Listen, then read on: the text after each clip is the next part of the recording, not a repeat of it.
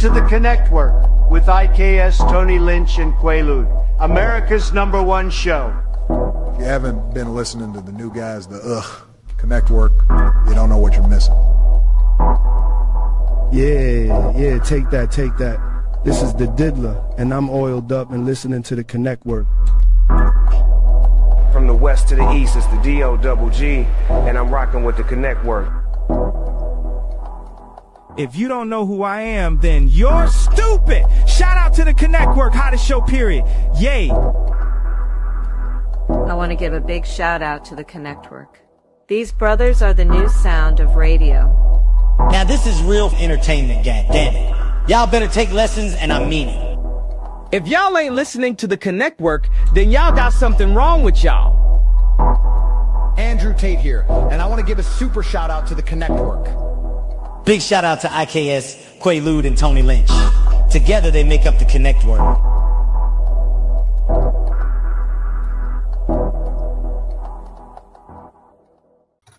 Hello, man. Welcome back to the Connectwork.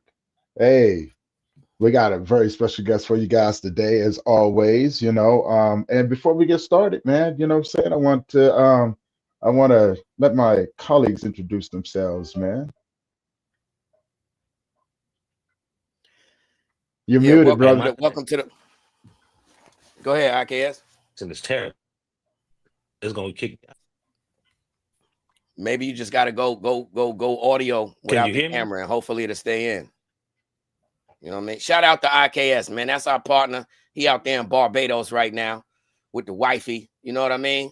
So he's still working on his vacation. But anyhow, welcome to the Connectwork on this beautiful, dusty morning. It's great where I'm at. Great skies where I'm at. You know what I mean? But we got a special guest here. We got something on our hands here that's a little different here. And I don't even know honestly how to introduce her. This is only thing I could say was like the 2025 baby boom. That's the way I looked at it, baby boom. But anybody who's a family, a creator, and learn how to take dreams and turn that into cold cash, man, and success story. That's magical within itself. You know what I mean? So with no further ado, I want to introduce to y'all Spree Squires. Hi, everybody. Hi from Carlisle, New York, Schoharie County, way upstate. Believe it or not, they got a Carlisle, Pennsylvania. Yes, they do. What I mean? And as long as I was in Albany, I never heard of Carlisle, New York, ever. We are out by Cobleskill. If you are familiar with like west part of New York, we're up the road from House Caverns, one of the biggest. Oh, okay. Yeah, we're the biggest natural wonders in New York State. We're about 5 minutes away from there, way up on a mountain, kind of ish, right up on our Route 20. We're close to Beekman 1802. They were pretty big for a while. They had their own show. We're close to Sharon Springs. We're kind of the heart of the agricultural region of upstate New York, I would say. Beautiful area for sure. So let me ask this off top. We know about you as the Black Goat. Your brand is the Black Goat. What brought that into play? How did that come about? Well, we are a family full of metalheads that grew up in the local music scene. I consider myself a pagan. So I decided to call my farm Black Goat Homestead because it kind of accompanied all the values and ideals that I had for who I am as a person, for what I believe in. The goat is kind of a symbol of freedom and expression and merriment in many old pagan cultures. So it was kind of an ode to that, and also our death metal and black metal roots. Here we are all very much lovers of metal music, so we just thought that the name fit us best. We used to be called the China Cat Farm, which was an ode to the Grateful Dead song. But we, as I've evolved as a person and my story has kind of changed, I thought this was a bit more fitting for me in my brand. She said, Dana. That's all we know about, that Dana. That's all I could say. I do have a question though. When you say a lot, I'm totally naive to the whole. When you just said pagan culture, what is that? To me, pagan culture represents a lot of the older religions that kind of predate Christianity and monotheistic religions like Islam, Judaism. They are the original caretakers and stewards of the land. The pagans were the ones that were worshiping trees and rocks and water before it was kind of the term New Age was coined. It is an old world way of thinking about your environment and the people around you and how you take care of it and each other. And so that's what I would consider paganism to be. Sorry, I have a kitten on the screen. We've got kittens in the house. Me too. I think that, we've got so many different animals here. Paganism is nature-based religion. It's a nature-based way of thinking about life and the things around you. All right. I asked that because, most of the time when people think pagan, they think devil worshiping. Yeah, I mean, I get it. The devil himself is a representation of, the Christians turning the ideals of the horned god, which is Cernunnos, Bacchus. Like I said, the goat was a symbol of merriment and expression. And through the years, Christianity has bastardized it into what they call the devil. And I think that us in the metal scene and in the pagan community have learned to kind of embrace that because it's so laughable. People who are part of, the pagan religions, and from Wiccans to just witches to people who are like, shamanistic practices, our indigenous religions are some of the most kindest, loving individuals that I've met, and love this planet and love each other. And I think that to narrow it down to devil worship is kind of just almost lowbrow. It's too simple. A naive way of just of explaining something that the average person knows nothing about. Anytime that somebody doesn't understand something, or doesn't take the time to understand something, it's considered evil.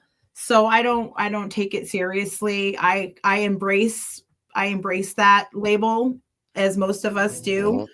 Mm-hmm. So be it. I mean, that's what's up, because see, we need to learn things like that. You know what I mean? Especially like this day and age, a lot of people, information is too readily available to a lot of people. So a lot of people misconstrue the majority of everything. So with you explaining that from your point of view, that's definitely very valid, because again, the average, I put it like this, let me simplify it. The average person in the hood, in the ghetto, or whatever else have you, automatically assumes paganism is devil worshiping. And as you said, believe it or not, we couldn't be further from the truth. Well, I mean? we also assume that when we say ghetto, that we're talking about the Black community, and we forget that ghettos exist in nearly every race and culture and all over the world. And around the world. Oh, see that? Look at that, Tony. We got somebody smart today. Yeah. Mm-hmm. I mean, a reservation is a ghetto. A white trash trailer park is a ghetto. And I've had the luxury of being able to be raised in so many different types of environments growing up, from the country to the hood. From the trailer, I was a dirty trailer park kid, a dirty trailer kid growing up. Not dirty, but I was a trailer kid and everybody considered dirty. And if you lived in a trailer park, you were considered dirty also. And that's the ghetto. The ghetto is any place that there are poor people in poverty and food stamps.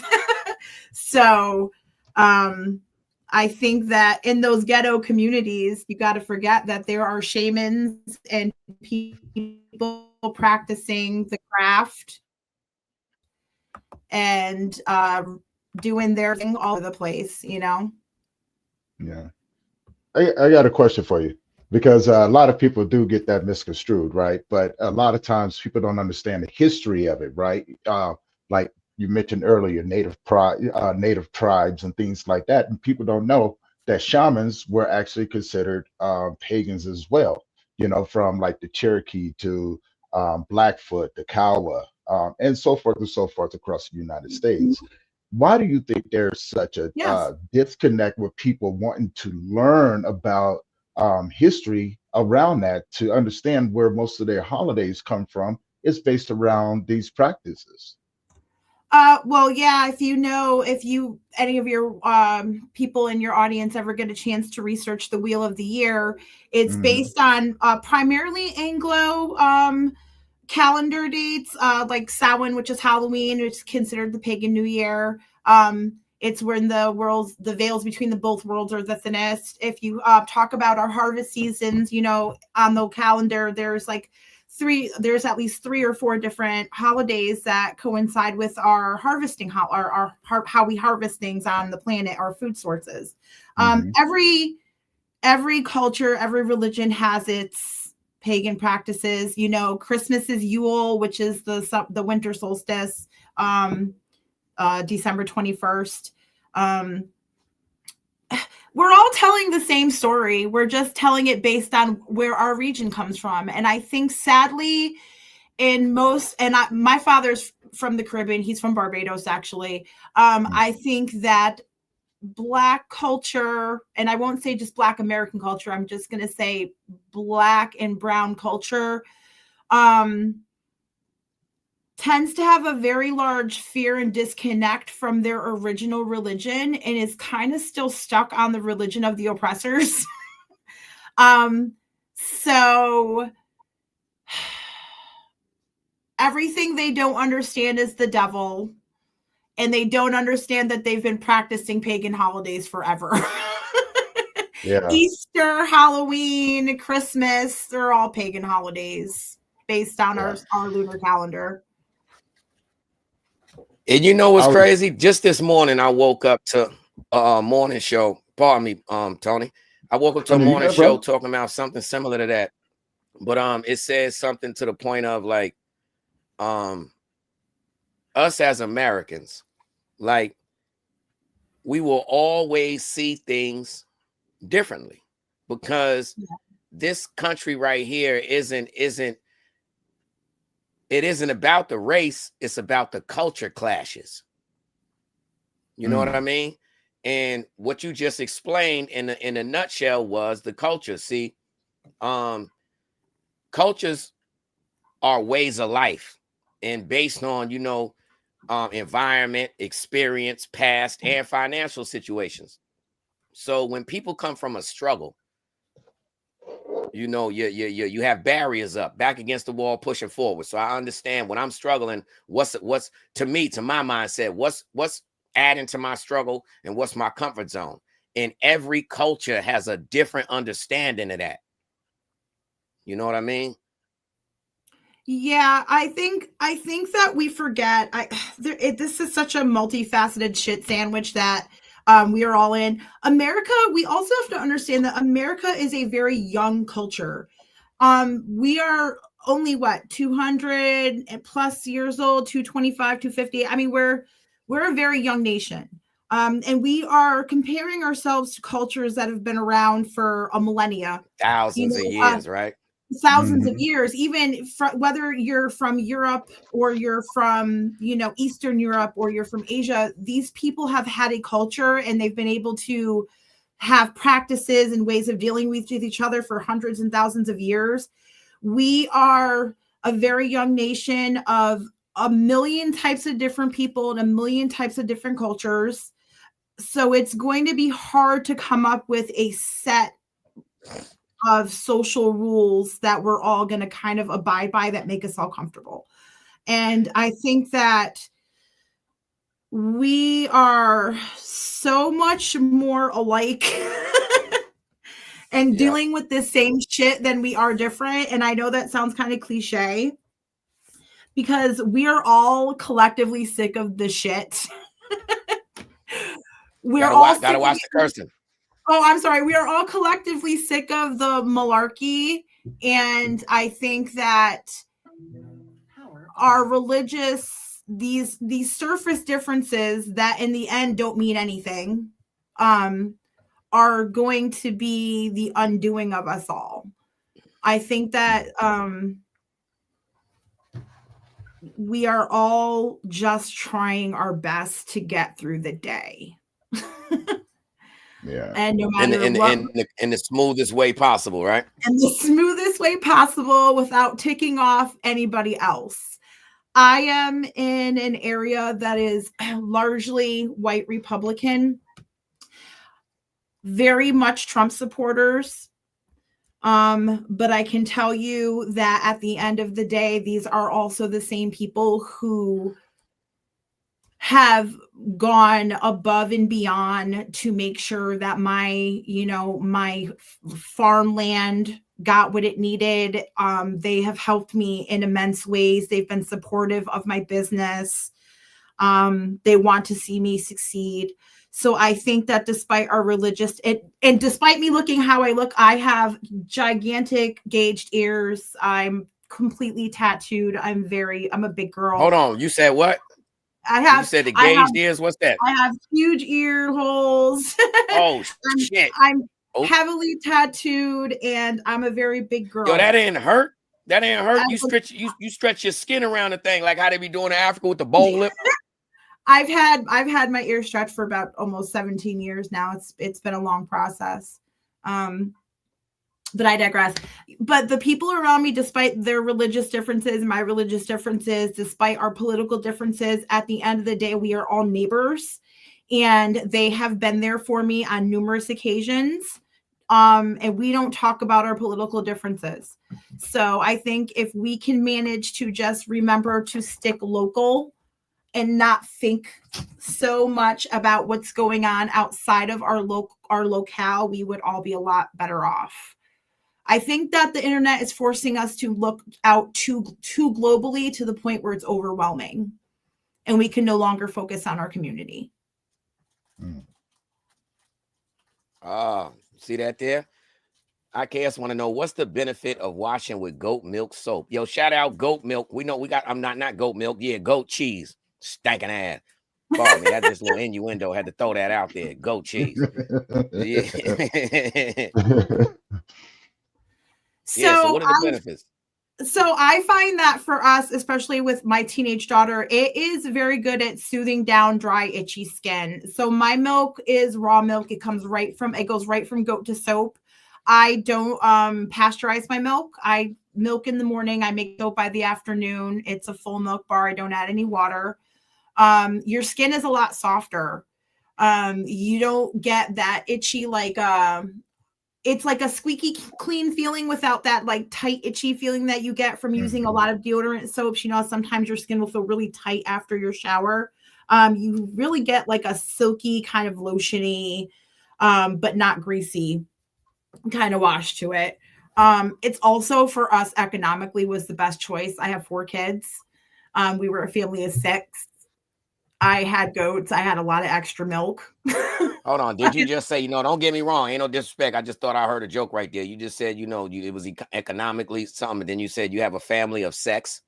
6. Oh, all right. That's what I'm saying. That would make sense. So you could put the number and say, yo, I got a family of such kids. But when you say I got a family of 6, it's like, yo, I be spitting them out. Yeah.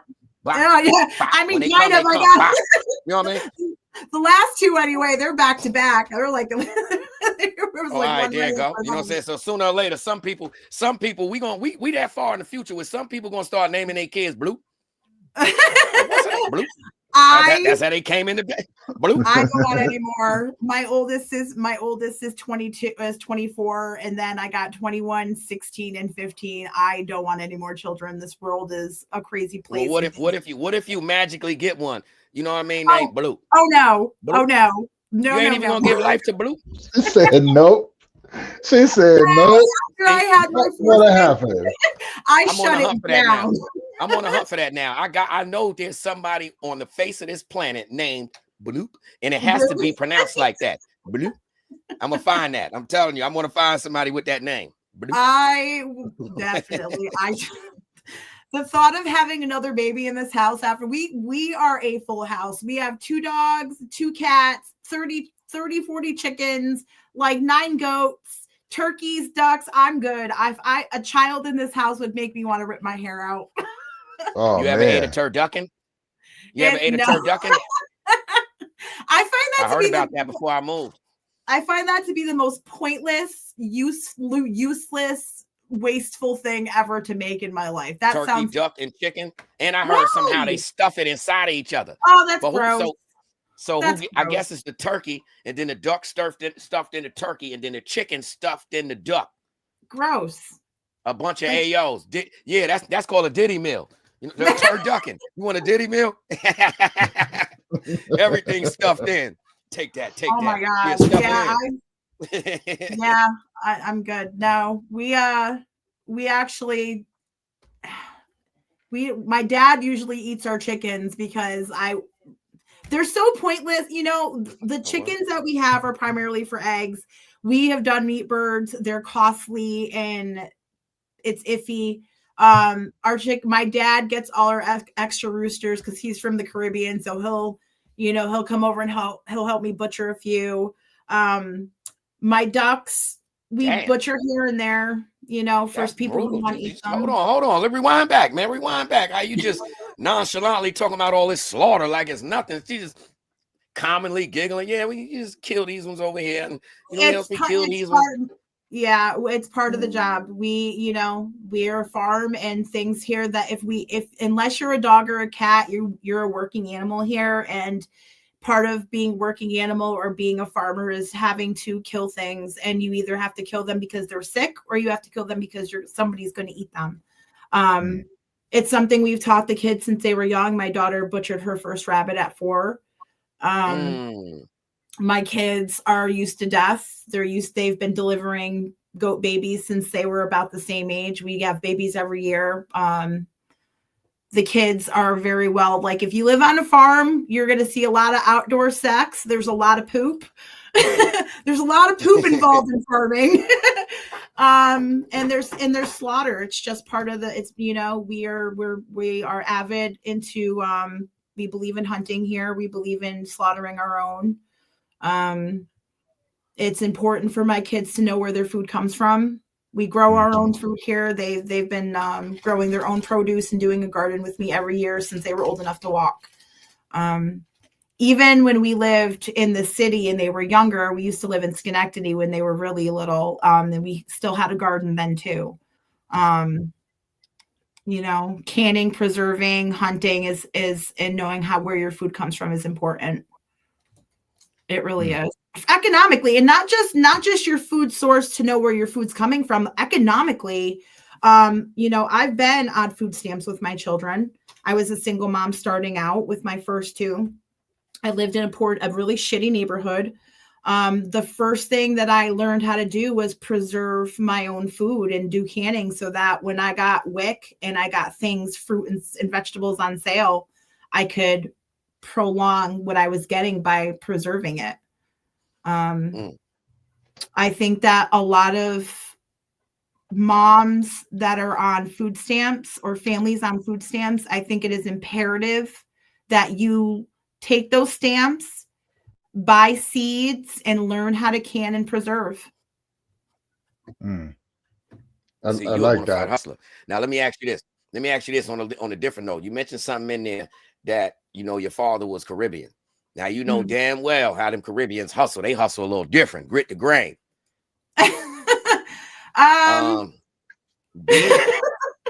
Being coming from that kind of background, you know, being culturally diverse, should I say, and being in that community, that's a whole different. You gotta. I'm just visualizing the grind because I'm seeing the area that you said you're in or in around, and those are areas that a lot of people stay away from. You know what I'm saying?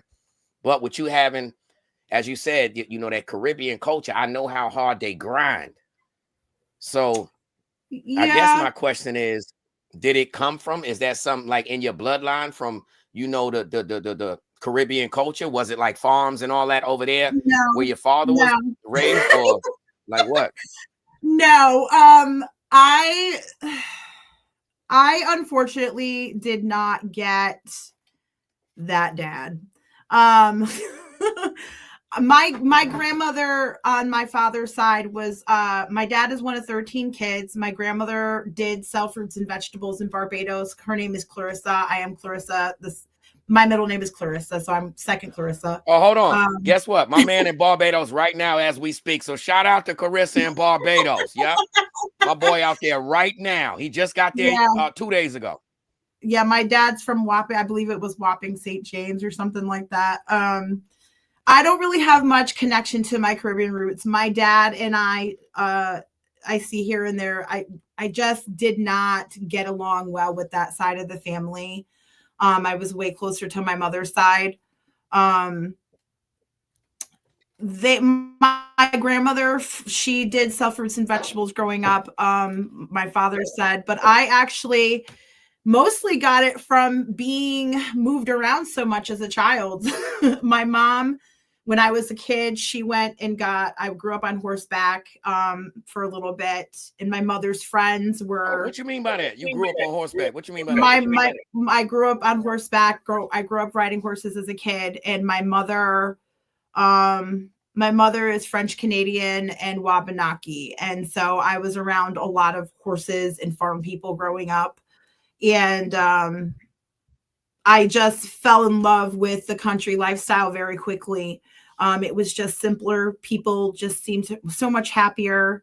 It just, even as a child growing up, I loved growing things. I loved making potions in the backyard. I was kind of a nerd. I read a lot. I didn't really have a lot of friends. Yeah, go ahead. So don't skip by the always sticky reading pages. books. I just taught myself how to do things. Yeah, don't skip by the sticky pages. Please tell us about your potions that you was creating in the backyard. Oh no,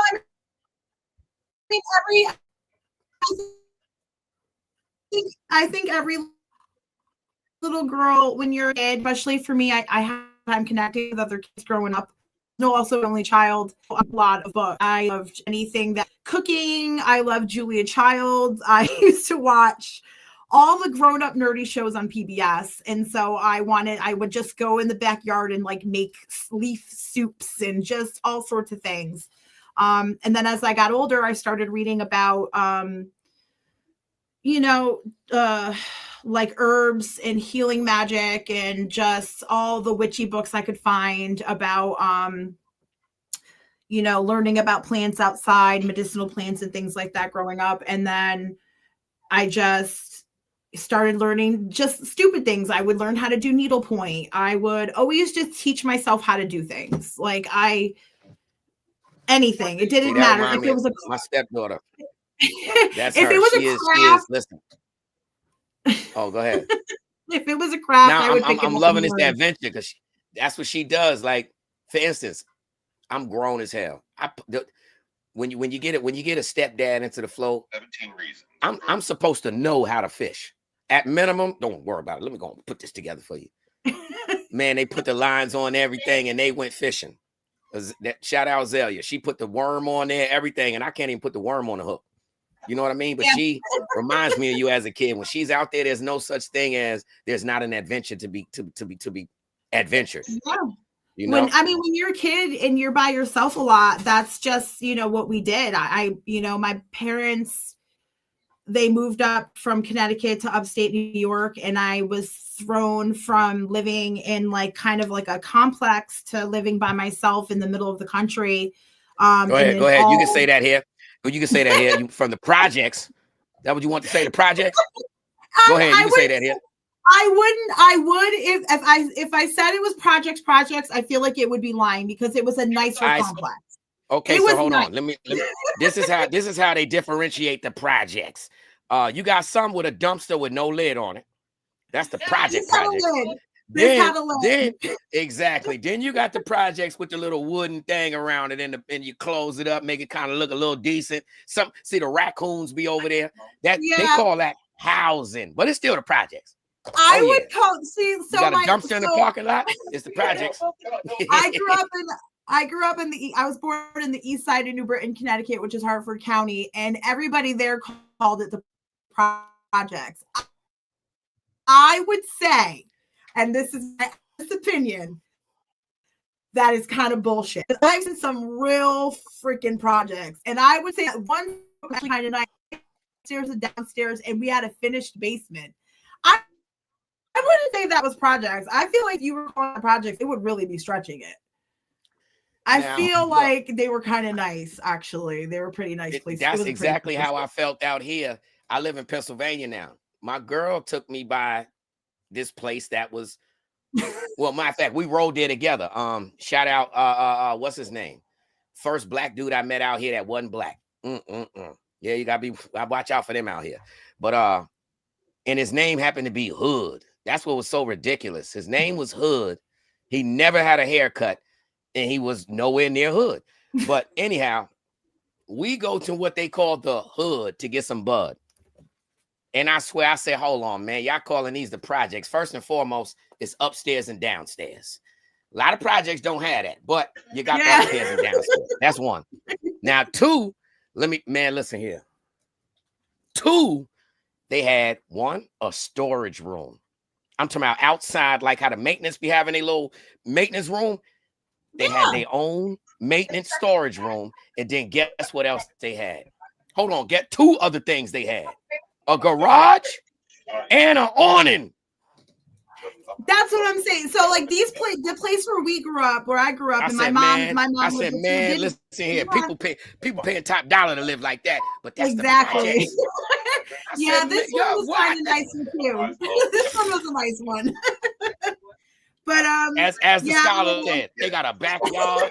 Like, come on, man. Projects where we at the Easter egg hunt. You got to get the plastic grass. You know what? Go to the park. Only time you see grass is Easter, the plastic in the little thing, or you got a flower pot. That's where the grass at.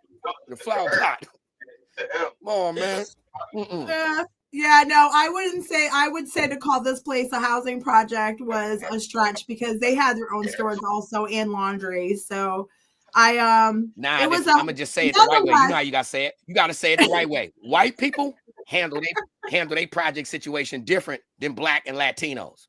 Well, this place is weirdly where I grew up in New Britain is a very like racially the housing projects were actually, it was a lot of different types of races of people, lots of Puerto Ricans, a lot of Armenian, Middle Eastern people, white people. It was very ethnically diverse. You know, since we on this with you, it might be ethnically diverse because on the birth certificate say different, but when it comes to racism, Puerto Ricans, Mexicans, all of them might as well say they white because they want to be accepted by the white people. And we all in welfare together. We all be in there like this, waiting for them to call my number. Let me get my food stamp card. We all in there together, chilling. Yeah. And then as soon as we get out of there, they in their community like, listen here, little black boy. You know what I'm saying? I don't know. I think that it was very evident with this last time around how many Latino men voted for Trump that they absolutely separate themselves. Not on front. Hold on. This is funny right here. I don't know if you're going to laugh with this joke because it's funny to me anyway. I'm a good old American. Shout out. I don't want to go no other country. I love America. You know what I'm saying? Even though our country, I done said it before, our country to me, when you compare it to other countries, our country is like a mall. A giant mall with 1,000 stores in it, a free for all. You know what I'm saying? Everybody want to go to these other countries. Once you get over there and you find out ain't no double cheeseburger, you can't go through the drive-through at 2 a.m, get you a number 2 and slide. Yeah, you're going to appreciate America a little differently, man. You know what I mean? But comparatively to what, though? Like, I think that's like compared to what? I'm gonna tell you right now. So watch this, right? With the when Trump said, "Look, I'm bringing the what you call it, man? Oh, I'm bringing the army to Chicago, right?" I called my man and I told him, "Listen, this is gonna be the first time. You got to think about it positively. This is gonna be the first time all the Spanish people know how to pronounce Chicago." You know what I'm saying? Because all the ICE will have to do is run around and say, "Yo, what city you from?" And once they say Chicago, you got to get in the car. Go and get in there. Don't put in cuffs and just get in. You know what I'm saying? So I think that we are all dangerously close to being arrested by ICE. Of course, no matter what your color is at this point. No matter what it is, man. You get me? I don't Slang care can be misconstrued as not English. They're arresting white people also. I think that we're just all I'm going to be very honest with you. Whatever is going on out there feels so disconnected, because here in my own rural white community, nobody's doing any of that. Nobody's talking about it. They may be talking about, and I think that's the problem, is that we're seeing people talk about all this shit online, but is anybody in our real life really kind of doing any of that? Like, it's here. I don't know. It's weird. Everybody here is just kind of living their day to day. And I think most Americans, despite what we're seeing on the internet and TV, most of us are just most of us are just freaking getting up every day. You know what I mean? Well, I'm gonna tell you this. I can speak for some of us. I can speak for some of us. Well, I hope I'm speaking for some of our community, because we constantly had. You could turn on the news at any time and see some kind of, black something. We done got hurt some way, somehow. You know what I mean? That been going on forever. So for me, the last big thing we had was the George Floyd. You know what I'm saying? And the Black Lives Matter thing. I got me one of them too. Yo, shout out to me, man. I finally got me a Black Lives Matter flag. And I had to tell my girl, black people don't have those. Like, we don't own Black Lives Matter flags, but I got me one now. Anyhow. I don't own any flags. I don't own any flags. I think all flags are stupid. Well, you don't even know why I got them. Well, I'm going to tell you why I got this. But check it, right? Her pops is a hustler. So he was doing an event where they go out and put their tables and all that. So check it. As he was reeing up for the figure out what his inventory was, that Black Lives Matter flag popped up. And guess what? It did not make it to the inventory. You know what I'm saying? Simple and plain. Mm-hmm. So I said, all right, I'll keep it. You put that on the inventory, you might don't get no business. But make a long story short, let me just land my plane. For us in the community, we constantly been going through whatever and got to fight our battles alone. So for this time, for me, like I said, I had called my boy and told him, listen here, when they coming, you better go, you and your family, go get you a bunch of them little dread wigs. You know what I'm saying? And you have a good day. That's the way I told it to him. Because look, it's good. Finally, they coming after somebody but us. Finally. But finally, this happened to me. Right? Yeah. But is that really the way we're gonna move forward as human beings? Is with that type of like, I'm glad it's not me attitude? I mean, that seems so counterproductive. That whole everybody. That's like this whole. First of all, it's victimizing yourself. Second of all, it's dehumanizing somebody else going through another problem. And second of all, like this whole idea where we're going through this alone is such a bunch of like, it's crass and it's ridiculous and it's redundant and it's not true.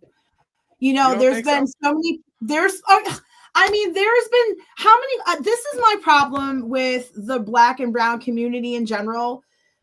You guys bitched and complained you wanted allies, you got allies. And now everybody's like, well, don't do it like that. We wanted allies, but we don't want you to do it like that. There's been so many people of so many different types of races and colors coming out for so many different causes, for so many different goddamn races of people. It's incredible. And if you're choosing to pretend like that's not happening, then you're burying your head in the sand intentionally. the number of people who came out for the Waters Life movement that were non-white was incredible, and how big that movement was. The number of people that are speaking out on college campuses against Palestine in the streets, people I know personally, is just so breathtakingly beautiful. I don't know how you can pretend like that's not happening. The numbers of people that came out for George Floyd and for Breonna Taylor and for all the other victims of police violence from all races was astounding. It's like you're either intentionally ignoring that people are looking out for you, or you're full of shit. Which one is it? And I don't mean you personally, I mean the Black and brown community. People are speaking out everywhere. I don't understand how it can even be said that people are not. That's all the internet is full of now. It's either left or right. Like you're either, the number of people I see speaking out outside of the brown community for the brown community is incredible. It's incredible. Even in my own community, my tiny little freaking town, there was 20 people down the hill in Esperance, New York, with Black Lives Matter signs and joy in my tiny town. I mean, it was incredible. I don't. They wasn't trying to make no ripples in the pond. You see what you said? You said your tiny town. They know you big dog in that tiny town. Yeah, go ahead and act like you don't care about Black people in that tiny town. Spree gonna get busy. They know that, Spree. I'm gonna tell you, somebody whose family has been a victim of some real serious racial violence. I think it's very disingenuous for you to say that people don't care about Black causes. And I think it's crazy for you to say it's their turn now we've been dealing with this shit forever. Indigenous communities, Latino communities, Black communities have all equally been terrorized, and we don't have there's not a medal for who has suffered more. That's weird. That's being weird. Nah, it's not a medal, but you can't ever well, I mean, I guess it's a different outlook for certain people, but in America anyway, I don't think any race can say that they've been through the type of nonsense from beginning to ongoingly now. Sir, there is no medal on who suffered more, and if we're gonna go there, the indigenous communities are still to this day living on reservations. Now you're right. The indigenous got it. They got. So you're right. If it was a competition, not a competition, but a comparison, then yes, all day the indigenous have had it 1,000 times worse, and their situation continues to climb.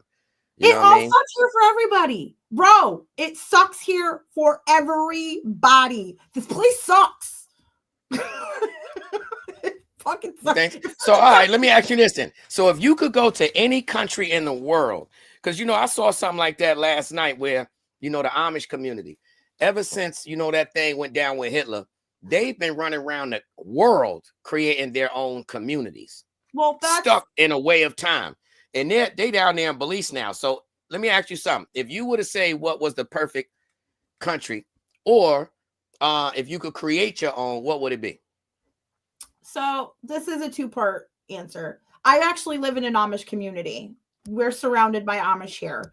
Dutch Amish primarily. 3 counties wide. They're Mennonite or regular Amish? We have both Amish. We actually have Mennonites, and we have like the Stone Cold Amish. I have my thoughts on the Amish community and people in any religion who lawyers God. They do a lot of lawyering, I call it. If I could move anywhere, if I had any place I could be on the planet, I would probably choose someplace like Scotland. I want to be someplace they speak English because I don't know any foreign languages. I would probably pick Scotland or someplace like that, maybe Greece. But I'm here, so I got to deal with reality. I think that as far as like, especially the Amish are concerned, they actually came here so many more years before the whole World War II thing. And that doesn't really have a lot to do with why they're here in general. They came here like every other colonist to settle.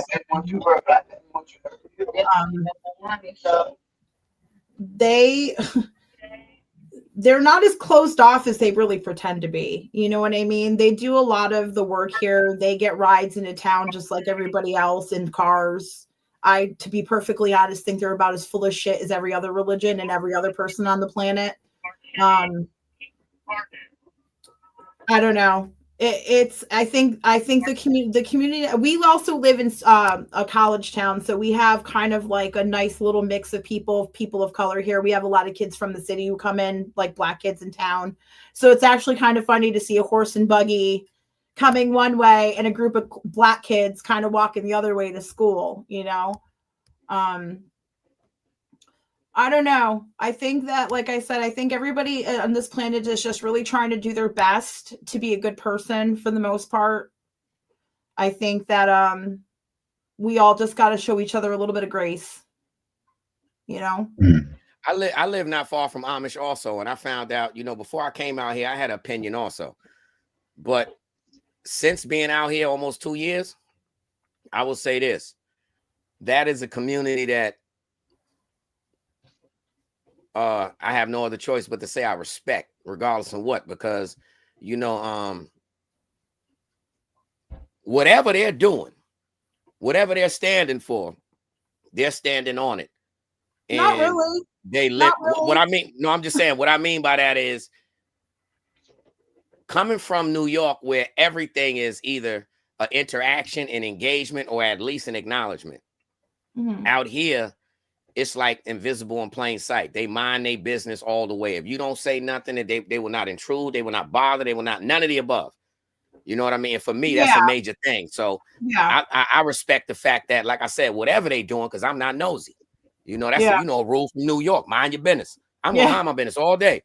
So with them, again, this is a world that I expected to be so much other than what it was. I haven't seen one bit of negativity, crime, but it's at the same time, I'm not involved. But I've never seen a community that is that united where it's silent in plain sight. You know? I agree with that. I think that's kind of almost the type with we're also, because they're so tight-knit, when there's problems within the community, they're handling it within their community. Sometimes that's a good thing, sometimes that's a bad thing. You know, they're close, tight-knit, but also that leaves a lot of, like with any religious cult, leaves a lot of room for abuses to happen, just like any other tight-knit community. It a cult? I think anybody that is, I think any group of people that are choosing to seclude and this is across the board with any religion. I think all religions are cults, first of all. I think that anybody who chooses to purposely seclude their children or their spouses from any sort of outside connection to anything else and is forcing a way of life on somebody, it's absolutely a cult. Yeah, that's definitely, if you look it up in the legal terms, that's called domestic violence.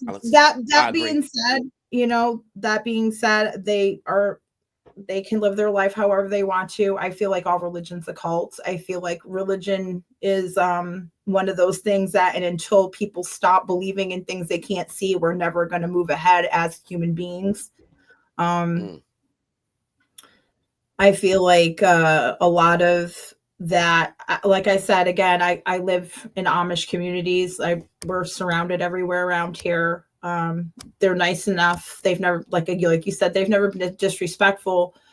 That doesn't mean that their way of life is any better and that they're not dealing with their own set of problems within that community also. You know, everybody's got their shit going on. Everybody's got their thing that's going on in their communities, and we don't know anything about it. And all we can do is speculate.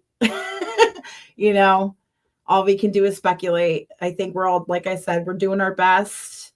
Well, I know that every human being in America, anyway, when you come across an Amish community, you probably tell yourself, no matter what kind of hustler you are, I probably could sell one of them Amish anything. But I know one thing you cannot sell them: a haircut.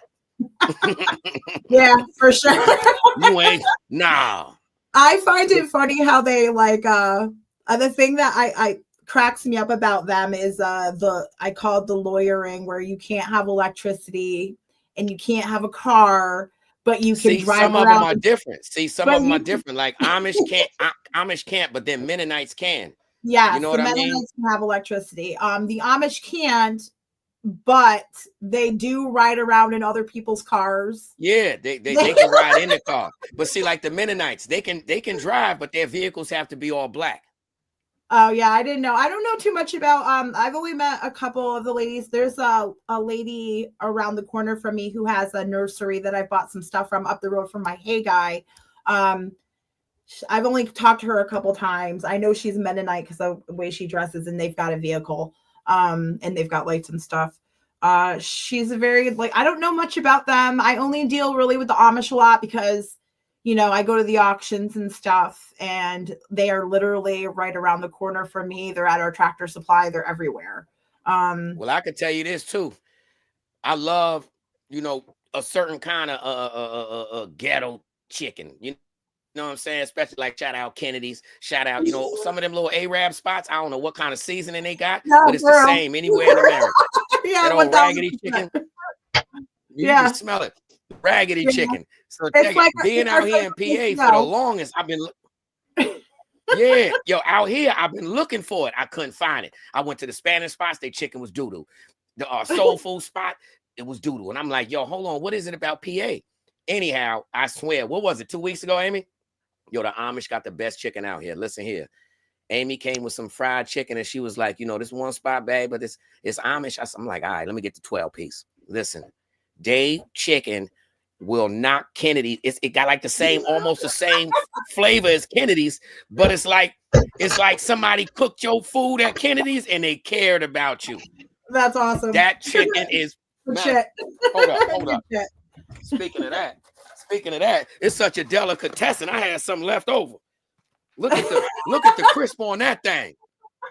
Oh yeah, look at the crisp on that thing, man.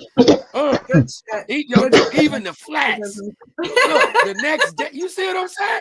The next day, that thing, man. Listen, but yo, I've been overwhelming on this thing, man. Yo, Tony, you my partner, brother. It's time to get this intelligent lady. Somebody, you got to give it him. You know, what's the name of it? The trending topics, bro. She got to go through the trending topic phase. But I want to start it just one trending topic because she already has some beef with that.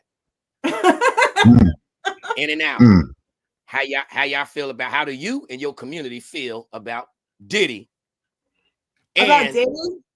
Yeah, you know, he only got 50 months. He only got 50 months, 4 years, 2 months. I mean, you can't. So how y'all feel about that? Do you want my honest opinion? You cannot expect a whole. You can't expect a law system and a judicial system that's filled with pedophiles to convict a pedophile. Oh yeah, you calling him a pedophile? Yeah, he's. I don't think Diddy should be in jail. I don't think Diddy deserves jail. Did he do it? Did he did? I'm not surprised to hear that. I won't even acknowledge that. The black community. Look. Hold on, no, it got nothing to do with the black community. Watch this, because we don't play that pedophile. We don't play that. Oh no, it don't, because we some haters. Yes, you do. Yes, you do. Watch this. Okay, watch this. First off, we don't play that with no rapists.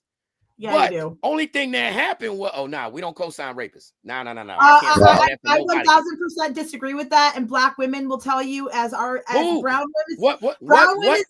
What black celebrity did the black community co-sign? You really want me to break it down for you? Because I'm going to offend everybody here. Yeah, that's right. That's what we're here for, the connect work. Come on with it. The black community has a huge problem acknowledging when there's sexual pedophiles in the family. Girls are consistently called fast and told to change their clothes when certain male members come over. I have repeatedly heard black men say that Diddy didn't do anything. There is a humongous. The problem is so large with sexual abuse denial in the black community that most black women do not come forward to tell their family members that they're being abused because they will either have nothing done about it or they will get beat for it. And that's a fact. And I don't give a shit who it offends. You know how many black men I hear say that Diddy didn't do it? So those ain't nobody say he didn't do it. See, now look. See, you ain't hear me out. I said it clearly. Now look, we know Diddy did it. Diddy violated. Now, did he rape something? No. What Diddy's problem was buying ass. What Diddy's problem was beating that girl up. Now, guess what? We don't co-sign that. If we would have seen that in real life, let's take the whole internet away. Let's go back in the days when it wasn't no internet. If it was, see, you got to divide within the black community too. You got suckers and you got men. Now, some of us are cut from a cloth where, let's say we were sitting in the same hotel. Let me put it like this. Let me say me and my panel right here was sitting in the same hotel. Let's say us three. Shout out Tony and IKS. But look, let's say us three was sitting here at the hotel and we saw Cassie run around the corner. And we saw Diddy punk ass come around and try to get busy on her. Diddy would have been manhandled. Didn't matter if you was so many different levels. You would have been manhandled because that's a principle that you violating. She defenseless. You out of line, bro. So my point was saying that reason why I said, look, reason why I said Diddy shouldn't have been in jail. I didn't say period. He already been locked up a year and some change. He ain't supposed to got no 5 years for buying no booty. Nah.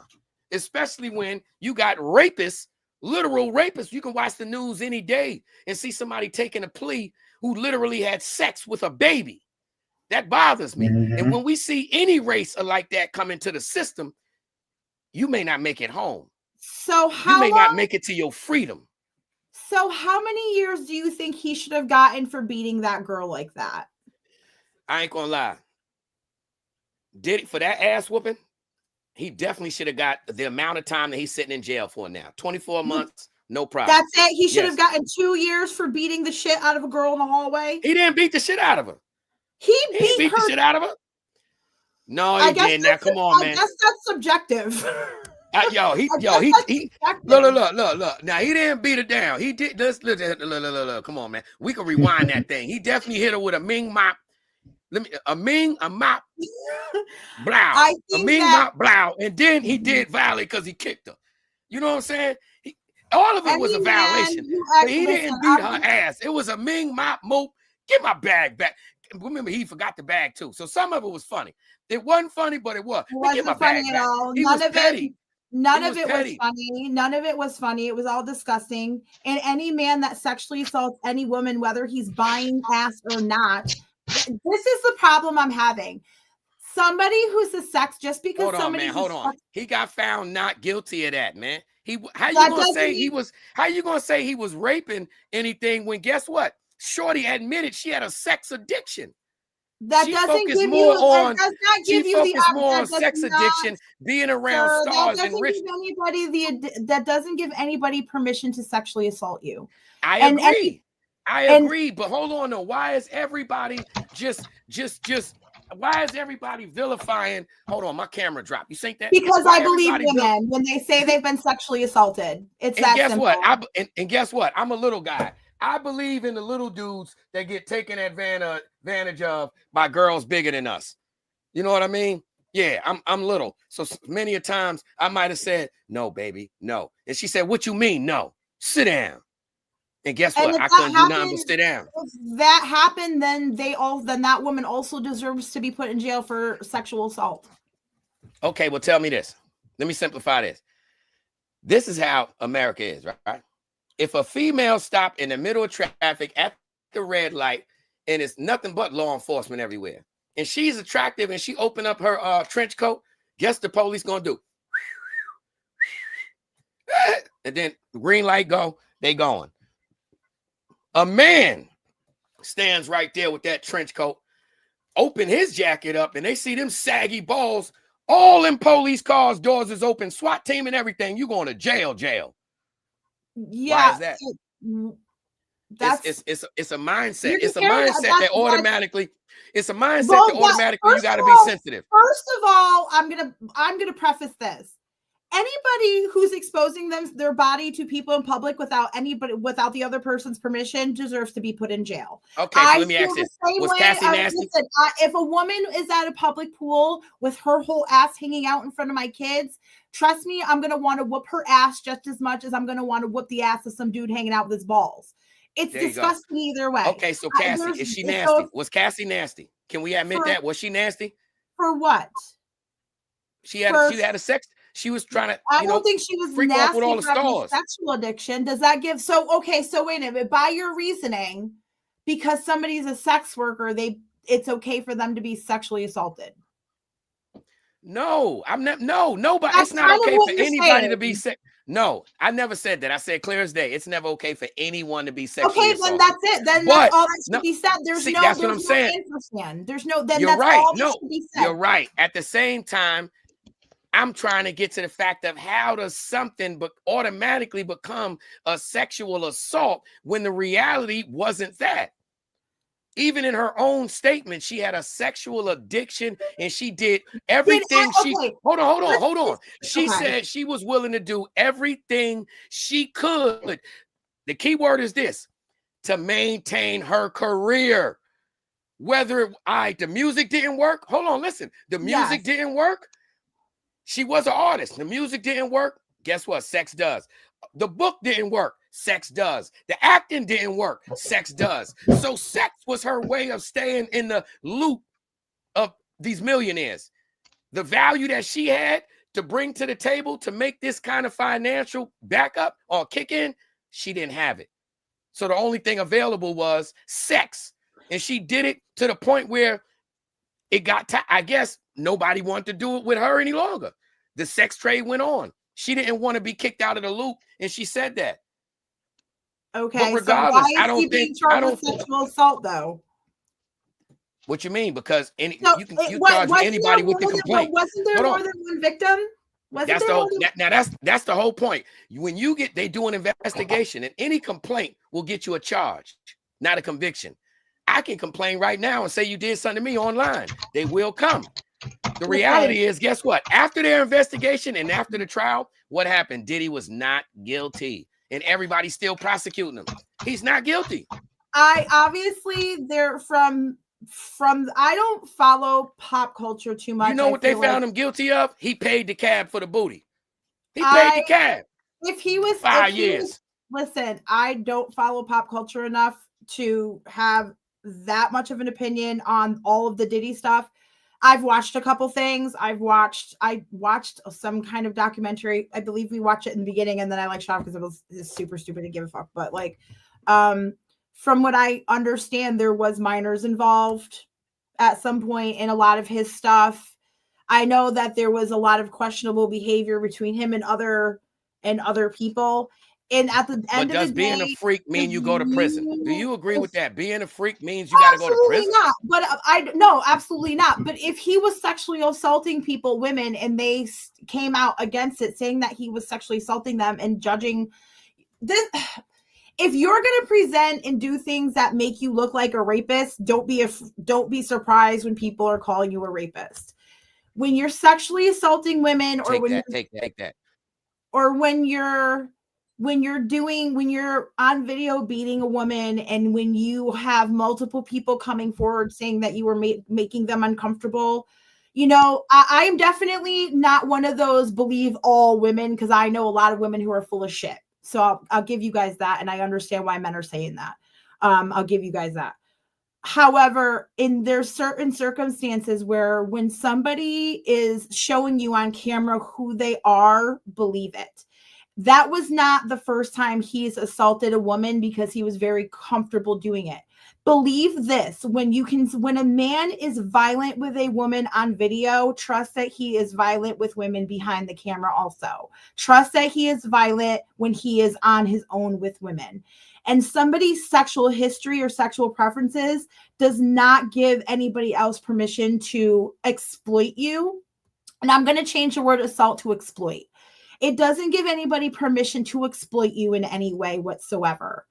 And if Diddy didn't want people to think that he was a rapist and violent with women, then he should stop acting accordingly, because this is not the only time that it's been said he's been violent with women. And it also has not been said, first time it's been said that he's a little gay. So maybe those two things, and him being self-hating and having too much money. I don't know. Do you guys know who the Marquis de Sade is? He wrote 120 days.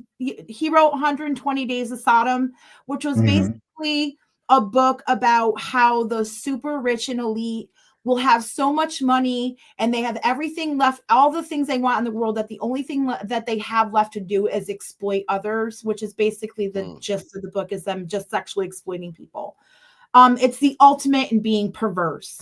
And I think that the whole Diddy thing is a lot of just a rich man having too much power and too much money and feeling like he can do with whatever he wanted with whoever he wanted. And sadly, it came back to bite him in the ass. Yeah.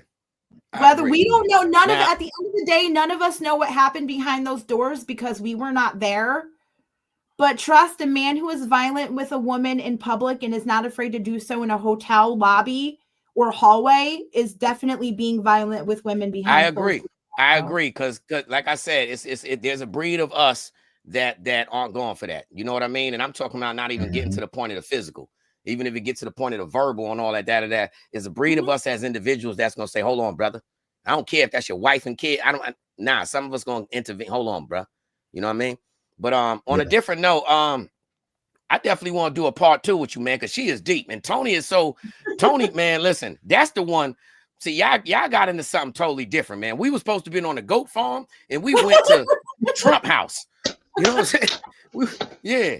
So, if you know the crazy part, I didn't even say nothing. I just been sit back here, listen to the knowledge, listen, because it's good to have these discussions, right?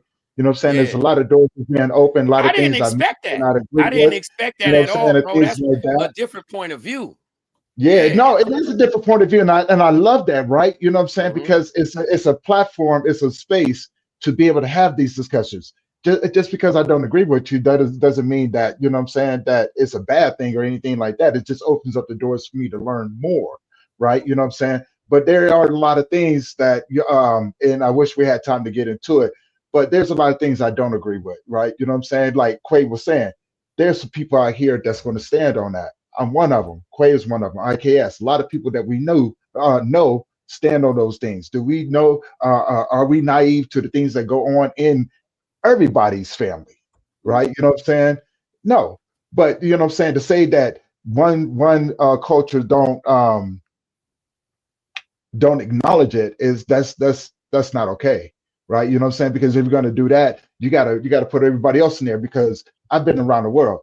I said black and brown. I don't mean just the black community. I mean the brown community in general. Yeah, but it's not just those two communities. There's other communities out there that do it. Like I said, being a person who has been around the world and have been in different cultures, I've seen the ins and outs. I've seen the darkness that comes in between, and I've seen what people do. People do it all the time. Just because one is more publicized than the other doesn't mean that it doesn't happen to say at the same rate, if not more. For sure. Right? You know what I'm saying? Yeah, so, when it comes down to that, I mean, beautiful conversation, though. I loved it. You know what I'm saying? Loved everything about it. And like Quay said, would love to do a part 2, because I really would love to get into a lot of the things that you put out on the table. You know what I'm saying? Just to dive deeper into it, because this is like my realm. I love having deep conversations around these things, right? Because it opens up the doors for people to actually hear, but actually, have an understanding, you know what I'm saying, of everything as a human being, and the things that we need to work on as a human race. You dig what I'm saying? It's very complex. Humans are so complex. We're just, everything's gray. Everything has so much gray. And I think that the internet has really kind of got us into this very black and white thinking. Yeah. You know what's the beautiful thing is? I think what the biggest problem is, everybody wants to be right about everything. Oh yeah. You know what I'm saying? And no one wants to sit down and actually humble yourself enough to listen to because there's a lot of things that if people took the time, and you know what I'm saying, that don't get me wrong, this goes out to everybody, but if people took the time just to shut up and listen, you know what I'm saying, you can learn. You can learn a lot more than just, you know what I'm saying, oh, this is my opinion, and then you got to go back and forth. That's too much noise for me. Shut up, listen, you know what I'm saying, respect each other's point of view, but also be willing to share knowledge on the things that you don't know, and maybe even shed a lot more light on the things that you do. You know what I'm saying? Because there's always room to learn. You know what I'm saying? The truth is going to be uncovered no matter what it is, but you know what I'm saying, we have to be humble enough to take in what everybody else is saying too. You know what I'm saying? Because we live in a world where if we don't do it, we're going to keep repeating the same cycles over and over and over again. You know what I'm saying? And that's the definition of insanity. And a lot of time, Tony, 2025. A lot of time, Tony, with our platform here, see, first and foremost, Spree, like our chemistry here, I like to make a lot of jokes, you know what I'm saying, to keep the energy up and about, you know what I mean? At the same time, I'm extremely open-minded. And this platform here, you know, shout out to the people that's in the chat right now, because they didn't even have to be here. Shout out Jackie. We most definitely gonna interview you. You got to set that up, Tony. But look, your interview here is the network that you're reaching out to. And don't forget that. Yo, Tony, if you could put her info on that screen at the bottom right quick, so they could tap in and get some of that goat soap in the spaghetti and all that. Save the jar and the wrapping, because they look fly. They definitely look fly. Something you put on your counter, you know what I'm saying? But yeah, man, what's your info, Jack? Spree? What's your info? It is Black Goat Homestead on Facebook at Goat 1209. You can catch me on Instagram. You can Google me. I'm all over Google. It'll give you directions to the farm. We do on-farm visits. You can catch me at the website and order from the website, blackgoathomestead.square.site. You can catch me at the J Street Nightmare Market this Saturday, October 18th, selling a bunch of witchcraft and cookies and oils and soaps and all my stuff, handmade pillows, and I don't know. I'm always into something. I'm always doing something. I can dig it. You know what I'm saying? As one entrepreneur to the next, you know what I'm saying? The road to success is paved with many, many failures and mistakes, but the wins, you know what I'm saying? Make it worth it, doesn't it? You know what I'm saying? It definitely make it worth it. Quay, you want to send them out, brother? You know what I'm saying? But everybody check out Spree, man. Definitely check out Spree. Y'all tap in and get that merch and everything. And like I said, this was a unique interview. So, you know, shout out to Uncle Beats. I want to know, you know, I'm gonna have to put that out there. If you would like to get interviewed on a different platform, you know, that's the OG for our platform, Hood Hierarchy. You know what I mean? And I think your mindset. Well, I mean, not even his platform. Well, his platform too, but his wife has a platform called Jazzy Talk. Man, shout out Jazzy. Yeah, y'all tap into that, man. Hood Hierarchy, Jazzy. They also on the radio station on 106.3 every Sunday. So shout out Uncle Beats on that. He doing a lot, man, and he holding us down, man. But yeah, you know, I always do things like that while we got the opportunity. You know, I don't be trying to put you on blast, but I do be trying to put them on blast. I be trying to put the pressure right there. You know what I'm saying? So can we look forward to seeing Spree on the Jazzy show? Yeah, sure. Yes, sir. Yeah, I don't know if anybody wants to hear any of my hairbrain ideas. Don't listen to me. Listen. You would be surprised. You would be surprised, right? You know what I'm saying? This is what we need. We need to have difficult conversations. I mean, because for one, you know what I'm saying? That's why I was talking. That's why I was talking. Don't tell them the truth, Tony. That's the reason why I was talking, because I know nothing about it. So I'm sitting there like, all right. It was equivalent to me just sitting in my cell with my head hanging out like, oh, word.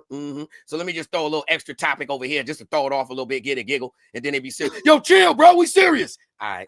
You know, that's all it was with me. But Tony, listen, he's like of all times, he didn't even give you his introduction, bro. Like, he is an author, a real author, magazine. He got a magazine. He got all. See, that's the thing, Tony. Every time, bro. Let me get my straw. Where my straw at? Damn it. Yeah, every time. There go Tony. Every time, man. Every time, never fails, man. So go on, Tony. That's how I'm gonna leave him out here. Yo, Spree, we appreciate you pulling up to the Connectwork, man. Shout out everybody that support us. And Jackie, yes, we need you on the show. And shout out my partner IKS and his wife. They landed down over there in Barbados. So, you know, appreciate everybody that been supporting us and the positive energy. And we definitely need you back. Because like I said, our energy is different. And you just took our world to somewhere that we would have never spoke on. There you go. Those are the topics that most people avoid. What you spoke on and just kept going are all the topics that the majority of the Black community avoids. And we like that. Yeah. Yes, sir. Hell yeah. Yeah. Cool. Most staff. And with that being said, guys, you guys know what to do is the Connect Work. Don't forget to like, share, subscribe, comment. You know what I'm saying? Let's help us get it out there to a lot more people. You already know where the hottest things moving. You know what I'm saying? Every Tuesday and Thursday, bringing topics and people that are here, you know what I'm saying, changing people's lives one heartbeat at a time. And with that being said, you guys already know, to everybody out there, we appreciate you. To my panel, to the guests, appreciate you guys as always. And we're going to catch you guys in the next one. All right. Shout out to the Black Goat Homestead. Hell. Yes, sir. Big shout out. Appreciate What's that? Yep. Hey, part two coming. Part two coming. So if you like this, stay tuned. All right. We're going to catch you guys in the next one, man. Tune in to the Connectwork with IKS, Tony Lynch, and Quaalude, America's #1 show. If you haven't been listening to the new guys, the Connectwork, you don't know what you're missing. Yeah, take that. This is the Diddler, and I'm oiled up and listening to the Connectwork. From the west to the east, it's the DOGG, and I'm rocking with the Connectwork. If you don't know who I am, then you're stupid. Shout out to the Connectwork, hottest show, period. Yay. I want to give a big shout out to the Connectwork. These brothers are the new sound of radio. Now this is real entertainment, gang. Damn it. Y'all better take lessons, and I mean it. If y'all ain't listening to the Connectwork, then y'all got something wrong with y'all. Andrew Tate here, and I want to give a super shout out to the Connectwork. Big shout out to IKS, Quaalude, and Tony Lynch. Together they make up the Connectwork.